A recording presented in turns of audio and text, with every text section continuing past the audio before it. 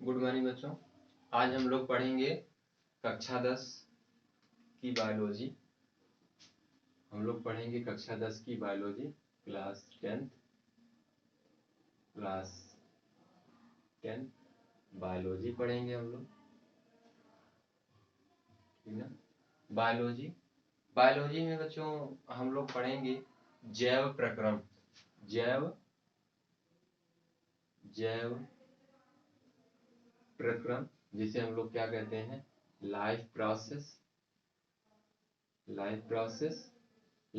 Process की third इकाई पढ़ेंगे, तीसरी इकाई पढ़ेंगे, जिसका नाम है बच्चों परिवहन। क्या नाम है? परिवहन नाम है बच्चों। क्या नाम है बच्चों? परिवहन नाम है इसका। इंग्लिश में इसे कहते हैं ट्रांसपोर्टेशन।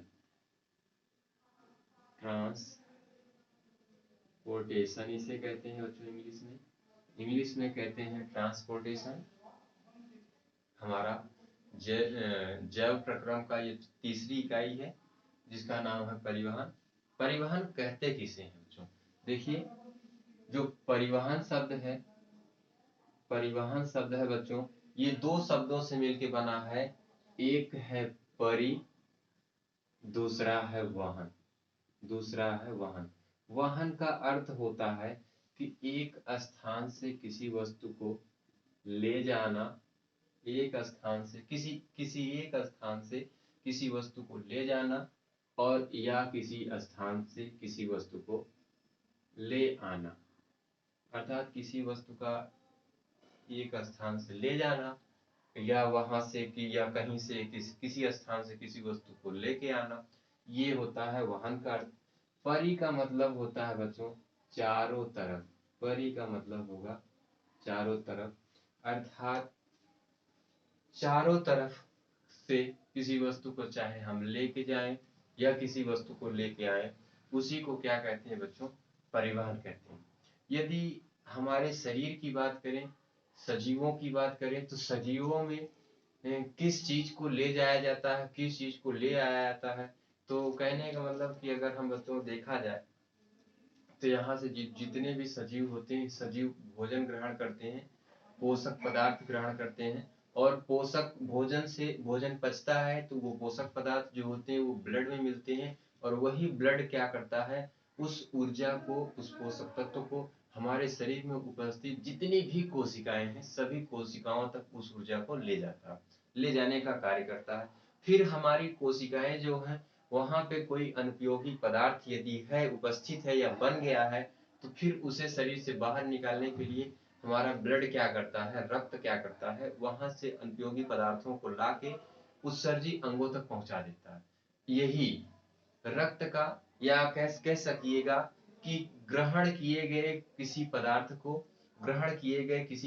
को शरीर के किसी भाग तक पहुंचाना, तथा उस शरीर के उस भाग में या उस कोशिका में उपस्थित अनुपयोगी पदार्थों को, तथा उस भाग में या शरीर की किसी कोशिका में या कोशिकाओं में उपस्थित अनुपयोगी पदार्थों को उत्सर्जी अंगों तक ला के छोड़ देने की क्रिया क्या कहलाती है? परिवहन कहलाती है। अब ये जो परिवहन है, परिवहन को परिसंचरण भी कहते हैं। परिवहन को बच्चों परिसंचरण भी कहते हैं। और ये जो परिवहन का कार्य है बच्चों, ये किसके द्वारा हमारे शरीर में संपन्न हो पाता है? ये होता है बच्चों रक्त के द्वारा। किसके द्वारा संपन्न होता है बच्चों? ये होता है रक्त के द्वारा। तो इसलिए हम इसे कहेंगे, क्या कहेंगे यहाँ पे? इसको कहेंगे बच्चों रक्त परिसंचरण। क्या कहेंगे बच्चों? रक्त परिसंचरण कहेंगे। हम लोगों ने कितनी बातें सीखा? परिवहन दो शब्दों से मिलकर बना है, परिधन वहन। परि का मतलब होता है चारों तरफ, वहन का मतलब ले जाना या ले आना, अर्थात हमारे शरीर के द्वारा ग्रहण किए गए किसी पोषक पदार्थ को लेकर कोशिकाओं तक पहुंचा देना, और फिर कोशिकाओं में उपस्थित अनुपयोगी पदार्थ को ले आना, यही क्रिया परिवहन कहलाता है। लेकिन ये जो परिवहन है, ये रक्त के द्वारा संपन्न हो पाता है, या परिवहन का जो कार्य है या परिसंचरण का जो कार्य है, ये रक्त के द्वारा होता है। इसलिए बच्चों इसे क्या कहते हैं? रक्त परिसंचरण कहते हैं। क्या कहते हैं बच्चों? रक्त परिसंचरण कहते हैं। अब ये जो रक्त परिसंचरण होता है, अर्थात जो परिसंचरण का कार्य है ये किसके द्वारा संपन्न हो पाता है बच्चों? रक्त के द्वारा संपन्न होता है। किसके द्वारा? रक्त के द्वारा संपन्न होता है। और ये जो रक्त है बच्चों, ये किस चीज का परिवहन करता है? किस चीज का परिवहन करता है हमें ये भी देखना पड़ेगा। तो रक्त जो है बच्चों O2 का परिवहन करता है। किसका परिवहन करता है? O2 का परिवहन, ऑक्सीजन का परिवहन करता है। हमारे फेफड़ों से ऑक्सीजन को ले जाकर ये रक्त क्या करेगा, हमारे शरीर में उपस्थित जितनी भी कोशिकाएं, हमारे शरीर में उपस्थित जितनी भी कोशिकाएं हैं उन सभी कोशिकाओं तक ये रक्त क्या करेगा, O2 को लेके जाएगा। फिर अब O2 लेके चला गया, कोशिकाओं तक दे गया, लो भाई सभी लोग अपना अपना अपने हिस्से की O2 ले लो, ऑक्सीजन ले लो। अब सभी कोशिकाएं जब ऑक्सीजन ले लेंगी तो ऑक्सीजन जाएगा कोशिकाओं में बच्चों जाता है। आप लोग जानते भी हैं जब ऑक्सीजन कोशिकाओं में पहुंचता है तो वहां पे एक कोशिकाओं में के अंदर एक अंग पाया जाता है जिससे कहते हैं कोशिकांग। वो कौन सा कोशिकांग है? माइटोकॉन्ड्रिया है बच्चों। क्या है? माइटोकॉन्ड्रिया है। माइटोकॉन्ड्रिया क्या करेगा, उस ऑक्सीजन को लेगा और अपने अंदर उपस्थित जो संचित ऊर्जा है या माइटोकॉन्ड्रिया में जो संचित ऊर्जा है, और ऊर्जा वहां पे किस रूप में संचित रहती है बच्चों? वहां पे ऊर्जा संचित रहती है एटीपी के रूप में। किस रूप में संचित रहती है? एटीपी के रूप में संचित रहती है बच्चों। और एटीपी का फुल फॉर्म आप लोग जानते ही हैं, एडिनोसिन ट्राईफॉस्फेट। Adenosine triphosphate. अब ये एटीपी जो है इस ऑक्सीजन को लेकर ऑक्सीकृत हो जाएगा। ऑक्सीकृत होगा तो बच्चों ये कन्वर्ट हो जाएगा एडीपी में। किसमें कन्वर्ट हो जाएगा?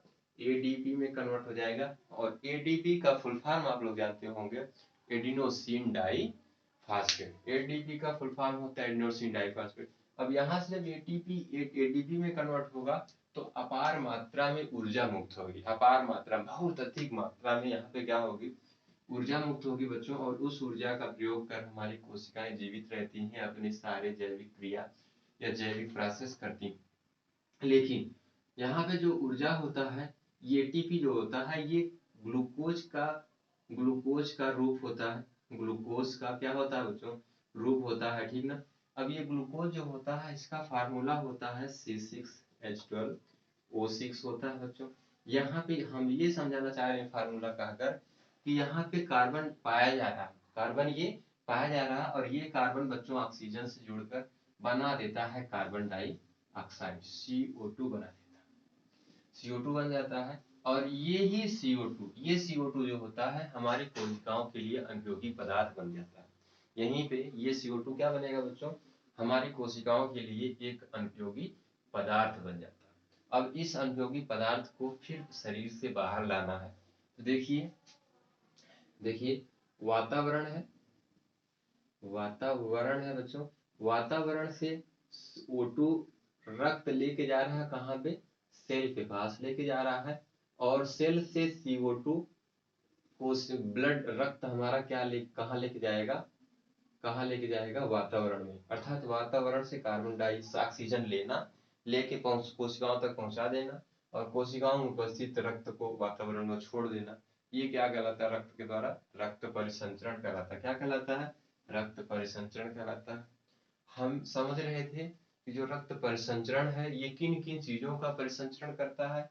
तो बच्चों ये परिसंचरण करता है O2 का, ठीक, O2 का परिसंचरण करेगा, CO2 का परिसंचरण करेगा, ठीक ना, CO2 का परिसंचरण करेगा। फिर खाद्य पदार्थों का परिसंचरण करेगा, खाद्य पदार्थों का परिसंचरण करेगा। फिर कुछ और रासायनिक अनुपयोगी पदार्थ हैं उनका भी अनुपयोगी अनुपयोगी पदार्थों का परिसंचरण करेगा। इतनी चीजों का परिसंचरण करता है हमारा रक्त। फिर और भी कई चीजें हैं। तो O2 हो गया, कार्बन डाइऑक्साइड हो गया, खाद्य हो गया, खाद्य पदार्थ हो गया, फिर अनुपयोगी पदार्थ कुछ बन रहे हैं वहां पे। इन सारी चीजों का हमारा रक्त जो है उसको लेके जाएगा, अनुपयोगी पदार्थ जो होंगे उसको बाहर लेके आएगा, ठीक ना। तो यही क्या कहलाता है बच्चों? रक्त परिसंचरण कहलाता है। आप लोग फिर से अगर समझना चाहें रक्त परिसंचरण क्या होता है तो आप लोग समझ सकते हैं। जीवों में या कह सकते हैं मानव में रक्त के द्वारा पोषक पदार्थ को शरीर के प्रत्येक कोशिका तक पहुंचाना तथा उस कोशिका में बने या प्रत्येक कोशिका में बनी अनुपयोगी पदार्थों को शरीर के उत्सर्जी अंगों तक लेके आना या पहुंचाना, उत्सर्जी अंगों तक फिर पुनः उसे पहुंचाना ही क्या कहलाता है बच्चों? रक्त परिसंचरण कहलाता है। क्या कहलाता है बच्चों? रक्त परिसंचरण कहलाता है। अब हम बात करेंगे कि रक्त परिसंचरण जो होता है, रक्त परिसंचरण में जो अंग भाग लेते हैं या अंगों का रक्त परिसंचरण में भाग लेने वाले जो अंग हैं उनके समूह को क्या कहते हैं बच्चों? रक्त परिसंचरण तंत्र कहते हैं।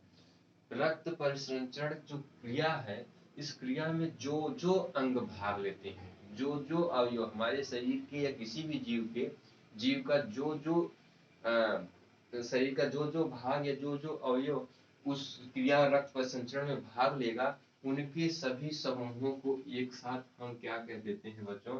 रक्त परिसंचरण तंत्र कहते हैं। क्या कहते हैं बच्चों? रक्त परिसंचरण तंत्र कहते हैं। अब जो रक्त परिसंचरण तंत्र है ये दो प्रकार का होता है। रक्त परिसंचरण तंत्र बच्चों ये मुख्यतः दो प्रकार के होते हैं। हम लोग अभी आगे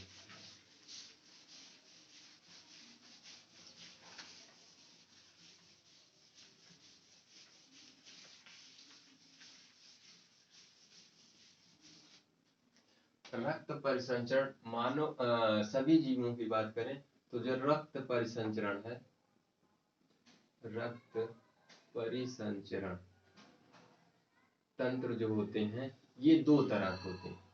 ये कितने तरह के होते हैं बच्चों? दो तरह के होते हैं।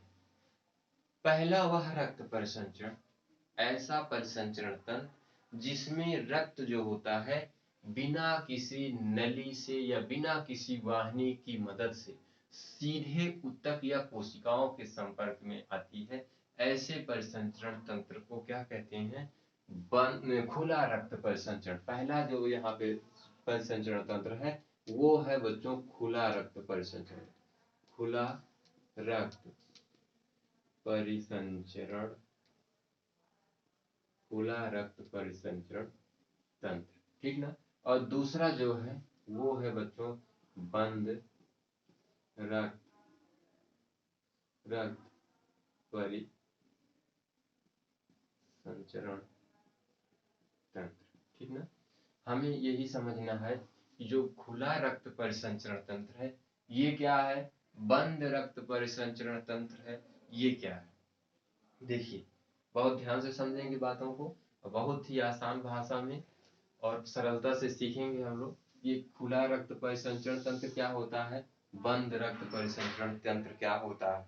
खुला रक्त परिसंचरण तंत्र वैसा होता है या वह रक्त परिसंचरण तंत्र जब रक्त बच्चों बिना किसी वाहिनी के, बिना किसी वाहिनी के, ठीक ना, बिना किसी वाहिनी के या बिना किसी रक्त वाहिनी के सीधे सीधे ऊतक या बच्चों सेल के संपर्क में रहता है। जब हमारा ब्लड, रक्त, रुधिर, खून बिना किसी नली के या नलीदार संरचना के, बिना किसी रुधिर वाहिनी के सीधे ऊतक या कोशिकाओं के संपर्क में होता है, तब इस प्रकार के रक्त परिसंचरण को क्या कहते हैं, खुला रक्त परिसंचरण तंत्र कहते हैं।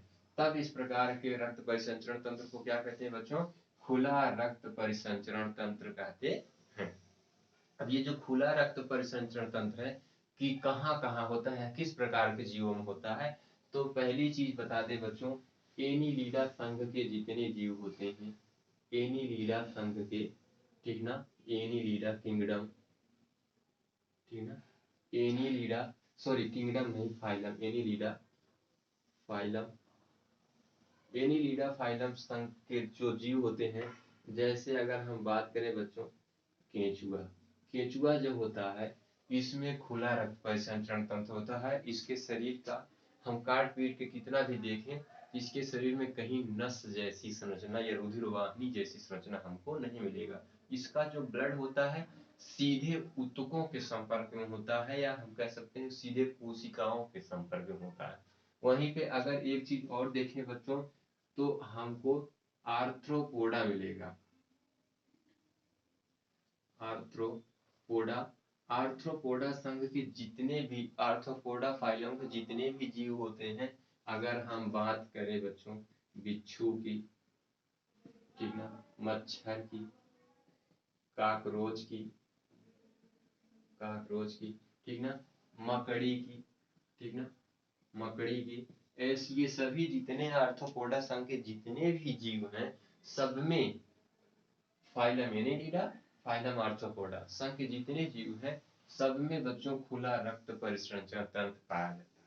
इनका जो रक्त होता है बिना किसी नली या बिना किसी वाहिनी के ही सीधे ऊतक या कोशिकाओं के संपर्क में रहती है, उसी में फैली रहती है, इधर उधर आगे पीछे होती रहती है और सारा काम होता रहता है, बहने की कोई विशेष आवश्यकता नहीं होती, ठीक ना। सीधे ऊतकों के संपर्क में होती है, नली यहाँ नहीं पाई जाती, नली नहीं पाई जाती, बंद नली संरचना नहीं पाई जाती, इसलिए इसे खुला रक्त परिसंचरण तंत्र कहते हैं। अब आते हैं बात हम बंद रक्त परिसंचरण तंत्र की अगर करें बच्चों, तो जो बंद रक्त परिसंचरण तंत्र है, ऐसा परिसंचरण तंत्र जिसमें नली युक्त संरचना हो, ठीक ना, नली युक्त संरचना हो, या कह सकते हैं जिसमें रुधिर वाहिनी पाई जाती हो, रुधिर वाहिनी पाई जाती हो बच्चों, ऐसा परिसंचरण तंत्र जिसमें नली जैसी संरचना हो या कोई रुधिर वाहिनी हो, ठीक ना, जैसे शिरा, धमनी, ये सब रुधिर वाहिनी है, ब्लड को लेके जाती हैं, ऐसी संरचना जिसमें पाई जाती हो, ऐसे परिसंचरण तंत्र को कहते हैं बंद रक्त परिसंचरण तंत्र। क्या कहते हैं बच्चों? बंद रक्त परिसंचरण तंत्र कहते हैं। और बंद रक्त परिसंचरण तंत्र का यदि हम उदाहरण देखना चाहें तो उसका उदाहरण कार्डेटा संघ के सभी जीव होते हैं। कार्डेटा संघ के सभी जीव, जैसे मानव की बात करें, ठीक ना, मानव की बात करें, बकरी की बात करें, गाय की बात करें, भैंस की बात करें, ठीक ना, ये सब की ये इन सब में बच्चों खुला रक्त परिसंचरण तंत्र होता है। कैसा परिसंचरण तंत्र होता है? खुला रक्त परिसंचरण तंत्र होता है बच्चों, ठीक ना। खुला रक्त परिसंचरण तंत्र नहीं, बंद रक्त परिसंचरण तंत्र होता है। बंद रक्त परिसंचरण तंत्र यहाँ पे पाया जाता है बच्चों। यहाँ पे थोड़ा सा हमारा एनिलिडा वाले ये खुला रक्त परिसंचरण तंत्र बच्चों गलती हो गई। खुला रक्त परिसंचरण तंत्र फाइलम एनिलिडा में नहीं, फाइलम एनिलिडा नहीं है, यहाँ पे केवल आर्थ्रोपोडा है। यहाँ पे कौन सा है बच्चों? आर्थ्रोपोडा है। आर्थ्रोपोडा संघ के जितने भी जीव हैं, जैसे बिच्छू, मगर, मच्छर, काकरोच, मकड़ी, इन सब में क्या पाया जाता है? खुला रक्त परिसंचरण तंत्र पाया जाता है। एनिलिडा में नहीं, गलती हो गई, थोड़ा सा ध्यान नहीं दे पाए। तो यहाँ पे कार्डेटा होगा और यहाँ पे बच्चों एनिलिडा होगा, ठीक ना। यहाँ पे एनिलिडा होगा, एनिलिडा का जैसे केंचुआ हुआ, केंचुआ में बच्चों नली जैसी नस जैसी संरचनाएं पाई जाएंगी, जिनसे होकर ब्लड बहता है, जिनसे होकर क्या होगा? ब्लड बच्चों बहेगा। आप लोग थोड़ा सा ध्यान दीजिएगा। खुला रक्त परिसंचरण तंत्र बच्चों अधिकांशतः आर्थ्रोपोडा संघ के जीवों में होता है, ना कि एनिलिडा में होता है। गलती हुई थी, यह आर्थ्रोपोडा संघ के जीवों में होता है, जैसे बिच्छू है, मच्छर है, काकरोच है, मकड़ी है, ठीक ना। बंद रक्त परिसंचरण तंत्र हमने बता दिया, ऐसा रक्त परिसंचरण तंत्र जिसमें नली युक्त संरचना हो या रुधिर वाहिनी पाई जाती हो, धमनी या शिरा पाई जाती हो, ऐसे परिसंचरण तंत्र को बंद रक्त परिसंचरण तंत्र कहते हैं बच्चों। और बंद रक्त परिसंचरण तंत्र के उदाहरण के लिए दो फाइलम हमारे पास प्रस्तुत है और उसमें पाए जाते हैं। कार्डेटा है, कार्डेटा का है मानव, बकरी, गाय और भैंस, ठीक। एनिलिडा की अगर हम लोग बात करें तो एनिलिडा में उदाहरण क्या मिलेगा आपको? केंचुआ मिलेगा। ये तो था बच्चों रक्त परिसंचरण तंत्र, ठीक ना, रक्त परिसंचरण तंत्र। अब हम देखेंगे थोड़ा सा आगे क्या है।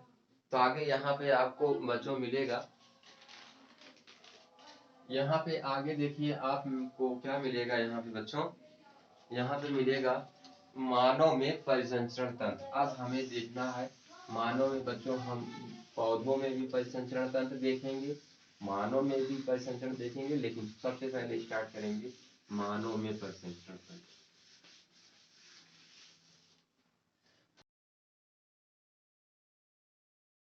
हम लोग देखिए बात कर रहे थे मनुष्य में परिसंचरण तंत्र की संरचना की ना। मनुष्य जो है, मनुष्य में जो परिसंचरण तंत्र है उसकी संरचना क्या है और इसमें कौन कौन से जीव या कितने अवयव भाग लेते हैं। तो देखिए अगर मनुष्य के परिसंचरण तंत्र की संरचना की बात करें बच्चों, तो इसमें मुख्य रूप से 3 अवयव होते हैं या 3 व्यवस्थाएं होती हैं जो मनुष्य का परिसंचरण तंत्र को निर्वाह करती हैं, परिसंचरण तंत्र का निर्वाह करती हैं, परिसंचरण तंत्र का कार्य करती हैं। इसमें सबसे प्रथम और मुख्य चीज है बच्चों, वो है रुधिर। क्या है बच्चों? रुधिर है। रुधिर को और क्या कह सकते हैं हम? खून कहते हैं। क्या कहते हैं? खून कहते हैं। और क्या कहते हैं? रक्त कहते हैं। और रुधिर को इंग्लिश में क्या कहा जाता है? ब्लड कहा जाता है। दूसरी चीज होती है, वो होता है बच्चों हृदय। क्या होता है? हृदय होता है, जिसे हम लोग क्या कहते हैं? हार्ट, HEART, हार्ट कहा जाता है। और तीसरी चीज होती है रुधिर वाहिनियां। तीसरी चीज होती है बच्चों रुधिर वाहिनियां, ठीक ना? रुधिर वाहिनियां, जिसे हम लोग क्या कहते हैं? ब्लड वेसल्स, ठीक ना? ब्लड वेसल्स कहा जाता है। मानव का जो रुधिर परिसंचरण तंत्र है या मानव का जो परिसंचरण तंत्र है, उसमें 3 चीजें मुख्य रूप से अपनी भूमिका निभाती हैं। पहला होता है रुधिर। रुधिर को ही खून कहते हैं, खून को ही और दूसरी भाषा में रक्त कहते हैं। और खून, रक्त, रुधिर जो है इसको इंग्लिश में क्या कहते हैं? ब्लड कहते हैं। दूसरी चीज और महत्वपूर्ण भूमिका वो भी निभाती है, उसे कहते हैं हृदय। हृदय को इंग्लिश में कहते हैं हार्ट। फिर तीसरी चीज है रुधिर वाहिनियां, ठीक ना? अब बच्चों जो मानव का रुधिर परिसंचरण तंत्र है, इसको हम लोग क्रमशः पढ़ेंगे, एक एक करके हर टॉपिक को यहाँ पे हम लोग पढ़ते जाएंगे बच्चों। तो हमारा जो पहला टॉपिक यहाँ पे हो जाएगा वो होगा क्या? रुधिर होगा। क्या होगा बच्चों? रुधिर होगा। तो हम देखते हैं कि रुधिर है क्या चीज। तो सबसे पहली चीज बच्चों, रुधिर एक प्रकार का तरल है। कैसा? क्या है? रुधिर एक प्रकार का तरल है। तो इसका स्वभाव कैसा है बच्चों? इसका स्वभाव है चिपचिपा। अर्थात रुधिर कैसा है? तरल रूप में है, चिपचिपा है, ठीक ना? और रुधिर को संयोजी ऊतक भी कहा जा सकता है। संयोजी ऊतक कहा जाता है, ठीक ना? संयोजी ऊतक, रुधिर एक संयोजी ऊतक भी है, ठीक ना? रुधिर में और क्या होता है बच्चों? तो रुधिर जो होता है ये स्वाद में बच्चों, स्वाद में कैसा होता है? ये स्वाद में बच्चों नमकीन होता है। कैसा होता है? नमकीन होता है, ठीक ना? हल्का क्षारीय होता है, हल्का हल्का क्षारीय होता है, ठीक ना? अगर क्षारीय की हम बात कर रहे हैं, इसका पीएच मान भी कुछ न कुछ होगा। तो इसका पीएच मान होता है बच्चों 7.3 से 7.5 के मध्य इसका पीएच मान होता है। पीएच का फुल फॉर्म आप लोग जानते ही होंगे, power of hydrogen. Power of hydrogen होता है बच्चों, हमने आप लोगों को क्लास में भी बताया था। पावर ऑफ हाइड्रोजन होता है, ठीक ना? और अगर रुधिर में थोड़ा सा देखें, तो रुधिर का जो निर्माण होता है ये भ्रूण के मध्य जनन स्तर से होता है। भ्रूण किसे कहते हैं हमने कभी क्लास में चर्चा की होगी, या तो नहीं की है तो आप लोग समझिएगा कि नर, जो नर होते हैं, नर और जो मादा होते हैं, नर और मादा, जो जननी कोशिकाएं होती हैं, जो नर की जननी कोशिका होती है, उसे हम लोग कहते हैं स्पर्म। क्या कहते हैं बच्चों? स्पर्म कहते हैं। हिंदी में शुक्राणु कहते हैं। क्या कहते हैं? शुक्राणु कहते हैं। मादा की जो जननी कोशिका होती है, वह कोशिका जो जनन में भाग लेती है, उसे कहते हैं ओवम। उसे क्या कहते हैं बच्चों? ओवम कहते हैं। हिंदी में इसे अंडाणु कहा जाता है। क्या कहा जाता है? अंडाणु कहा जाता है। अब हम गुण समझा रहे हैं बच्चों, ध्यान देखिएगा। नर की जो जननी कोशिका होती है इंग्लिश में स्पर्म, उसे हिंदी में शुक्राणु। मादा की जो जननी कोशिका होती मानव में, उसे ओवम इंग्लिश में कहते हैं, हिंदी में अंडाणु। अब जब शुक्राणु जब शुक्राणु गर्भाशय में अंडाणु से मिलते हैं, तो शुक्राणु का अंडाणु से मिलने की जो क्रिया होती है उसे बोलते हैं निषेचन। क्या बोलते हैं बच्चों? निषेचन बोलते हैं। इंग्लिश में फर्टिलाइजेशन बोला जाता है, फर्टिलाइजेशन बोलते हैं, ठीक ना? अब हम जब शुक्राणु और अंडाणु एक दूसरे से मिलते हैं तो मिलने की जो क्रिया होती है उसे बोलते हैं निषेचन। निषेचन के बाद जो एक बड़ी कोशिका बनती है उसे बोलते हैं युग्मनज। क्या बोलते हैं? युग्मनज बोलते हैं। और युग्मनज जब युग्मनज जो होती एक बड़ी कोशिका होती, फिर इस कोशिका में सेल डिवीजन होता है, कोशिका विभाजित होती है बच्चों। तो कोशिका विभाजन होने के बाद जो बनी संरचना जो यही युग्मनज है, इसकी जब कोशिका विभाजित होगी तो बनने कोशिका विभाजित होने के बाद जैसे जो रूप इसका दिखेगा उसी को बच्चों कहा जाता है भ्रूण। उसी को कहा जाता है भ्रूण। इंग्लिश में एम्ब्रियो कहते हैं। इंग्लिश में इसे एम्ब्रियो कहते हैं। और ये जो भ्रूण होते हैं, भ्रूण की जो प्रथम अवस्था होती है तो इसमें 3 स्तर होते हैं। इसमें जो लेयर कोशिकाओं का जो स्तर होता है सिस्टम बैठने का, तो वो 3 स्तर का होता है। ऊपर का जो होगा उसे प्राइमरी, बीच का जो होगा उसे मिडिल, और जो एकदम तीसरे नंबर पर होगा उसे टर्सरी। ठीक ना? तो बीच वाला जो है उसे मिडिल, इसे मध्य जननिक स्तर भी कहते हैं। तो यहीं पे हमें समझना था कि जननिक स्तर क्या होता है। तो जो रुधिर है बच्चों, रुधिर जो है ये भ्रूण के द्वितीय जननिक स्तर से बना है। किससे बना है बच्चों? द्वितीय जननिक स्तर से बना है। ठीक ना? या इसे कह सकते हैं मध्य जनन स्तर कोशिका से मिलके बना होता है ये भ्रूण हमारा। और ये देखिए जो रुधिर है, रुधिर है बच्चों, रुधिर के 3 अवयव होते हैं।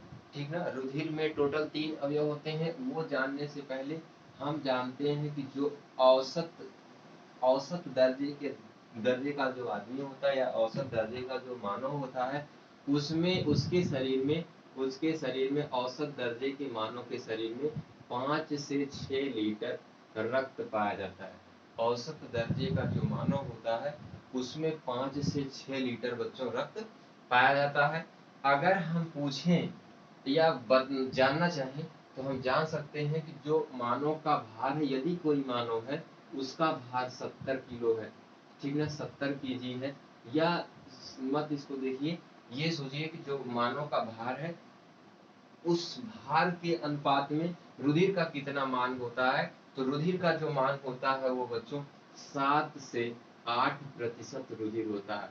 अर्थात जो भार होता है 100% भार जो होगा, यदि मानव का 100% भार देखें तो इस 100% में से बच्चों 7 से 8% भार जो होता है वो किसका होता है? रुधिर का होता है। अब थोड़ा सा इसमें और हम अब आगे चलेंगे। तो जो रुधिर होते हैं, हमने देखा कि रुधिर में क्या क्या होता है। तो रुधिर को बच्चों खून भी कहते हैं। ठीक है? इसी को रक्त भी कहते हैं। रुधिर को इंग्लिश में ब्लड कहते हैं। रुधिर कैसा होता है? तो तरल फार्म में होता है, चिपचिपा होता है, संयोजी ऊतक होता है, स्वाद में नमकीन होता है, हल्का क्षारीय होता है, और इसका पीएच मान 7.3 से 7.5 के बीच में होता है। ठीक है? अब हम देखना ये चाहेंगे कि रुधिर जो होते हैं इसमें कितनी चीजों से ये मिलकर बना होता है। रुधिर कितनी चीजों से मिलकर बना होता है तो हम ये देखेंगे बच्चों, अर्थात रुधिर के घटक देखेंगे। ठीक ना? रुधिर के घटक, रुधिर के घटक। तो बच्चों रुधिर के घटक की अगर हम लोग बात करें तो रुधिर में 2 मुख्य घटक होते हैं। पहला होता है रुधिर कणिकाएं। पहली होती है रुधिर कणिकाएं होती हैं। ठीक ना? और दूसरा यहाँ पे होता है बच्चों प्लाज्मा होता है। दूसरा क्या होता है? प्लाज्मा होता है। दूसरा क्या होगा बच्चों? प्लाज्मा होगा। और पहला यहाँ पे होगा रुधिर कणिकाएं। ठीक ना? इसे कहते हैं ब्लड कार्प सेल्स।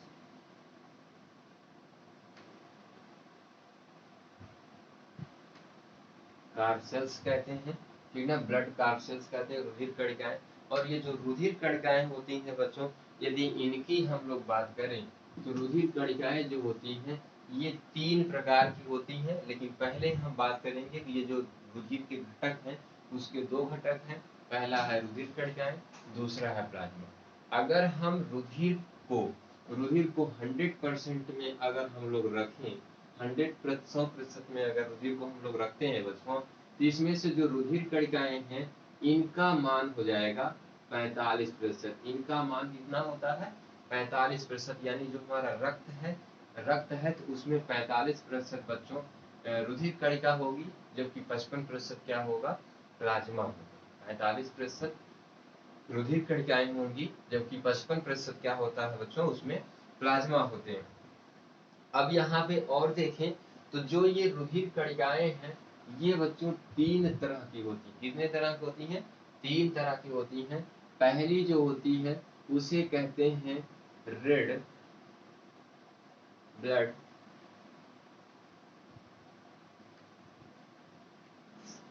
ब्लड कार्सेल्स, इसे संक्षिप्त रूप में हम लोग लिख सकते हैं आरबीसीज, ठीक ना।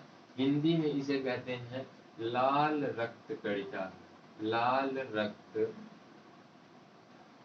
कणिका या लाल रक्त कणिकाएं। इसे हिंदी में क्या कहेंगे बच्चों, लाल रक्त कणिका कहेंगे। इंग्लिश में रेड ब्लड कार्सेल्स, संक्षिप्त रूप में आरबीसीज कहते हैं, ठीक ना। इतनी चीजें मेरे ख्याल से सबको समझ में आ गई होंगी। अब हम अगर बात करें कि जो लाल रक्त कणिका है इसकी संरचना क्या है, तो पहली चीज तो ये देखिए रुधिर का एक भाग है। दूसरी चीज जानेंगे कि जो लाल रक्त कणिकाएं होती हैं लाल रंग की होती हैं। किस तरह की होती हैं, लाल रंग की तरह लाल रंग होती हैं। लाल रंग क्यों होता है इनका, या लाल रक्त कणिकाओं का रंग लाल क्यों होता है, तो इसमें एक लाल रंग का वर्णक पाया जाता है, लाल रंग का वर्णक पाया जाता है बच्चों, जिसे क्या कहा जाता है, हीमोग्लोबिन कहा जाता है। जिसे क्या कहा जाता है बच्चों, हीमोग्लोबिन कहा जाता है। जिसे क्या कहा जाता है, हीमोग्लोबिन कहा जाता है। अब आप लोग पूछ सकते हैं कि इस हीमोग्लोबिन का क्या कार्य है यहाँ पे, तो यहाँ पे हीमोग्लोबिन का कार्य है बच्चों ऑक्सीजन को, वातावरण से ऑक्सीजन को सेल तक लेके जाना, वातावरण से ऑक्सीजन को सेल तक लेके जाना और सेल में उपस्थित कार्बन डाइऑक्साइड को वातावरण में छोड़ देना, वातावरण में बच्चों छोड़ देना। ये हीमोग्लोबिन क्या करता है कि हमारे फेफड़ों में जब ये रक्त में रहते हुए फेफड़ों की कुटिकाओं तक पहुंचता है तो वहां फेफड़ों में उपस्थित जो ऑक्सीजन है उसके साथ ही हीमोग्लोबिन क्रिया करेगा और बना देगा ऑक्सी हीमोग्लोबिन। क्या बनाएगा, ऑक्सी हीमोग्लोबिन। पुनः ऑक्सी हीमोग्लोबिन जब ये बन जाएगा तो फिर रक्त से बहते हुए सभी कोशिकाओं तक पहुंचेगा और सभी कोशिकाओं को बोलेगा भाई अपना अपना सब लोग अपने हिस्से का ऑक्सीजन ले लो। सभी लोग अपने अपने हिस्से का ऑक्सीजन ले लेंगे, तो ऑक्सीजन ले लेंगे और लेने के बाद उस ऑक्सीजन को तोड़कर अपना वो लोग क्या करेंगे, एटीपी को एटीपी में कन्वर्ट कर अपने लिए ऊर्जा प्राप्त कर लेंगे। लेकिन जब ऊर्जा प्राप्त करते हैं तो उसी दौरान कार्बन मुक्त होता है। वो कार्बन जो होता है वहां पे कार्बन डाइऑक्साइड मुक्त होता है, तो वो कार्बन डाइऑक्साइड पुनः इसी हीमोग्लोबिन से क्रिया करेगा और इसे बना देगा कार्बोक्सी हीमोग्लोबिन। क्या बनाएगा, कार्बोक्सी हीमोग्लोबिन बनाएगा। और ये कार्बोक्सी हीमोग्लोबिन सेल से निकल के पुनः फेफड़े में, फेफड़े के द्वारा बाह्य श्वसन के द्वारा हम लोग बाहर शरीर से बाहर कर देते हैं। तो ये देखिए इसका ये काम हो गया।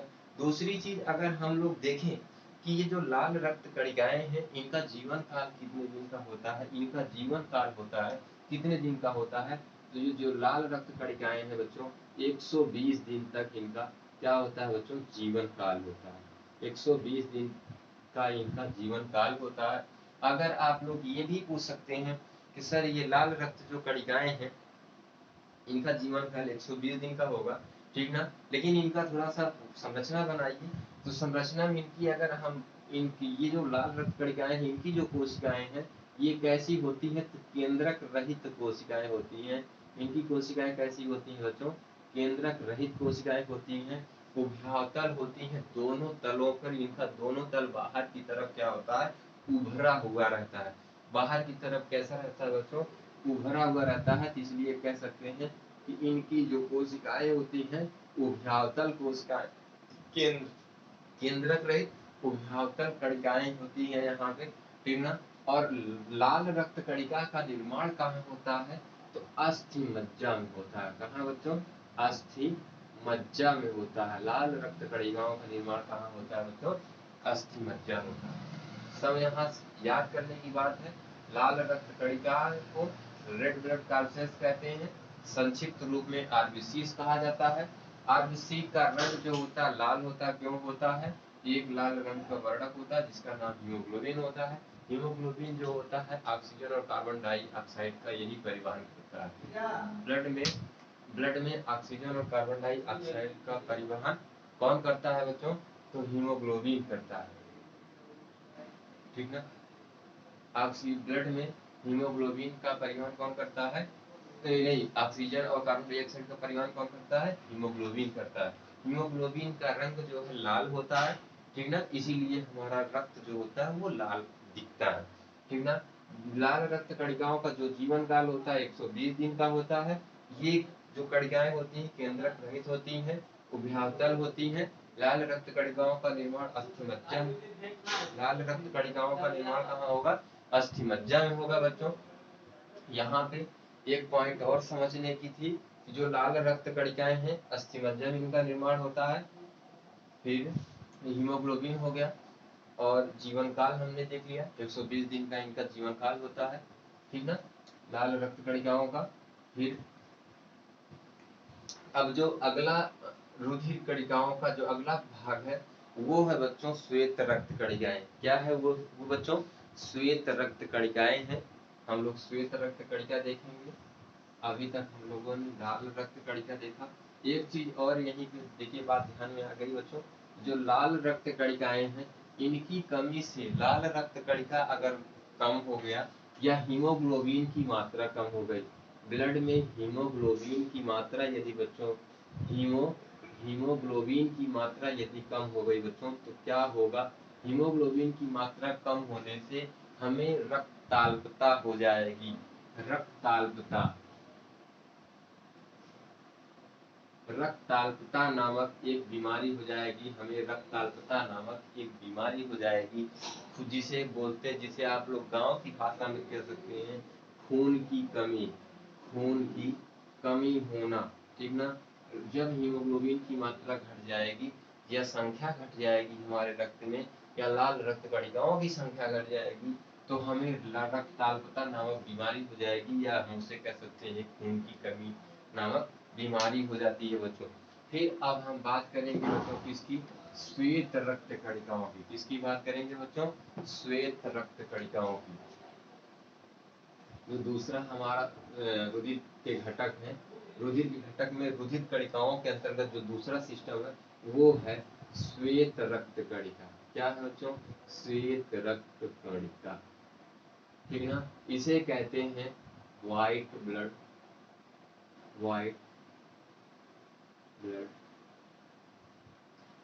कार्पसेल्स कहते हैं। संक्षिप्त रूप में इसे कहा जाता है WBC। क्या कहा जाता है? WBC कहा जाता है बच्चों।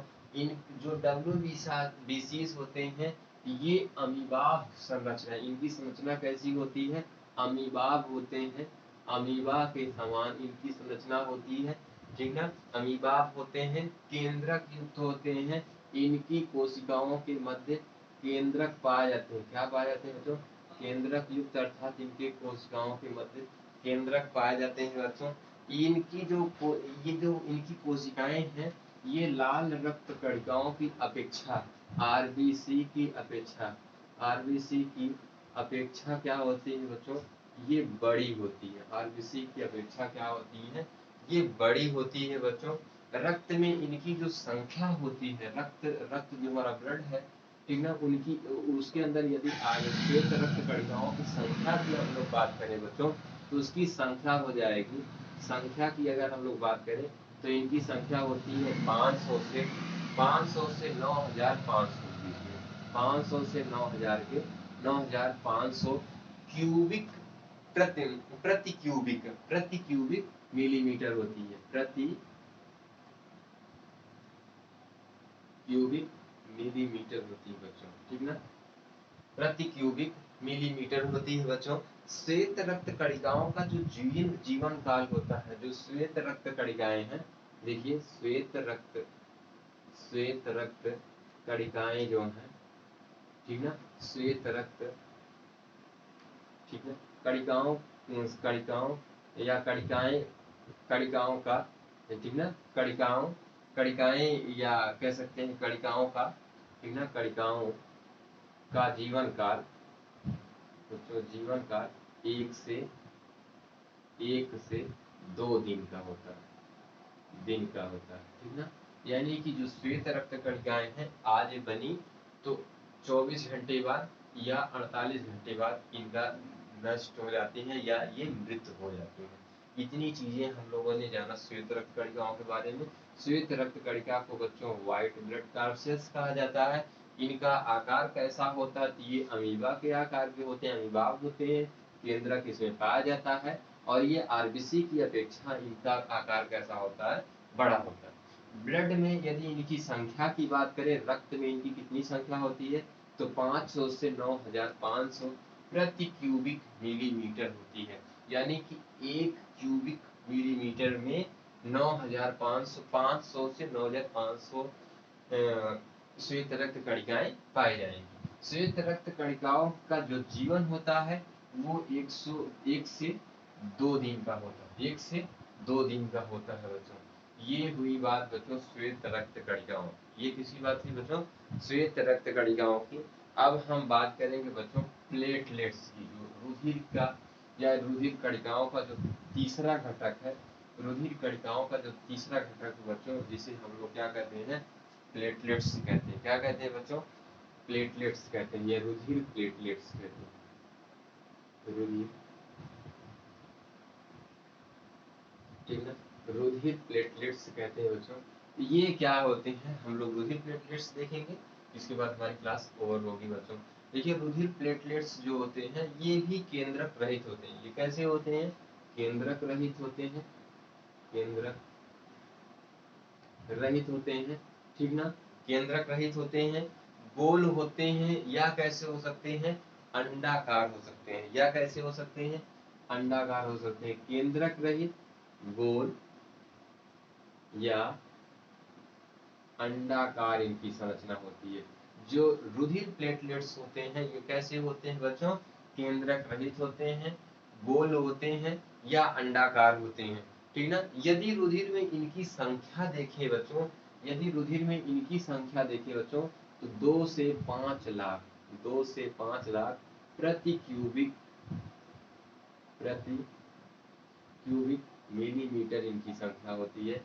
यदि रुधिर में इनकी संख्या देखें प्लेटलेट्स की, तो 2 से 5 लाख प्रति क्यूबिक मिलीमीटर होते हैं। 2 से 5 लाख प्रति क्यूबिक मिलीमीटर होते हैं। और ये जो प्लेटलेट्स होते हैं ये बच्चों केवल स्तनधारियों में पाए जाते हैं। किसमें पाए जाते हैं? स्तनधारियों में पाए जाते हैं, स्तनधारियों में पाए जाते हैं, ठीक ना। स्तनधारियों में पाए जाते हैं,